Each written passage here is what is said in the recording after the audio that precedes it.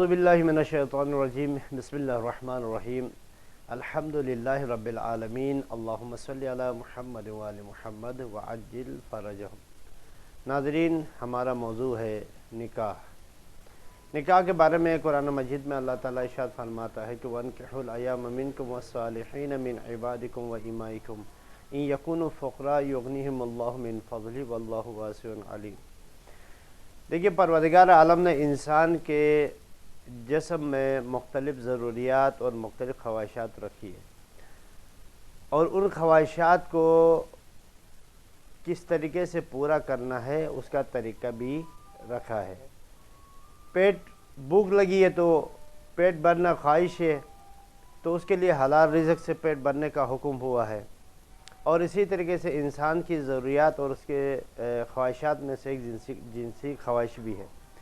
اور اس خواہش کو پورا کرنے کے لیے خدا نے نکاح کو لازم قرار دیا ہے، ضروری قرار دیا ہے، اور نکاح کا راستہ بتا دیا ہے کہ آج کل کے دور میں انسان سیٹلمنٹ کی سوچ میں اپنی اس عمر کو گنوا دیتا ہے جس عمر میں اس کو نکاح کی ضرورت ہوتی ہے۔ پھر یا تو وہ مختلف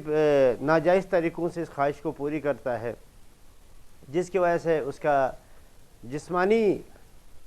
جسمانی لحاظ سے بھی اور ایمانی لحاظ سے بھی تنزلی کا شکار ہوتا ہے۔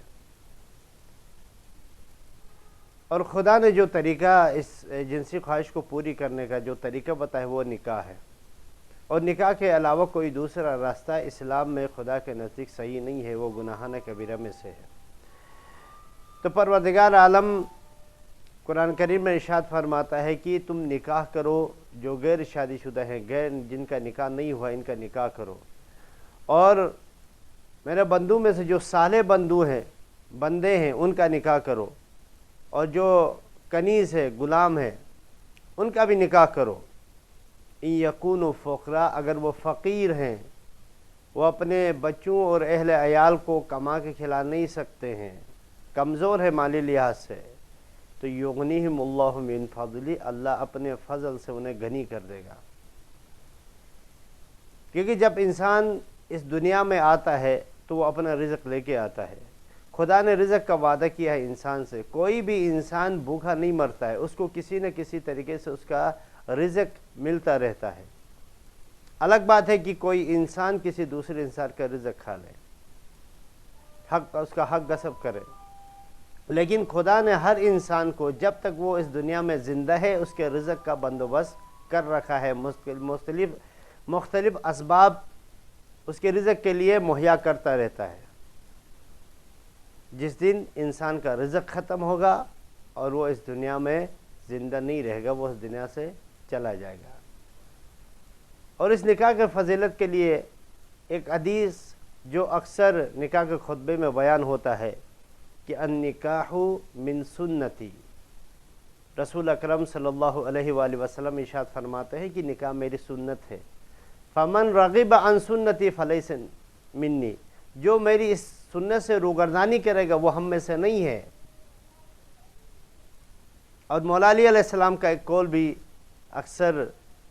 خطبہ نکاح میں ذکر ہوتا ہے کہ تم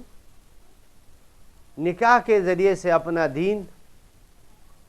آدھا دین مکمل کرو اور بقایا کے لیے تقوی اختیار کرو۔ تو اس نکاح کے فضیلت کے لیے مختلف اور بہت سارے روایات اور قرآنی آیات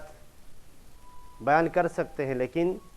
اس مختصر سے کلپ میں ویڈیوز میں ممکن نہیں ہے ان سب کا بیان کرنا۔ لہذا نکاح کے بہت سارے برکات ہیں، عمر میں برکت، ایمان میں برکت، رزق میں برکت، اور خدا نے سب سے پہلے اس نکاح کے ذریعے سے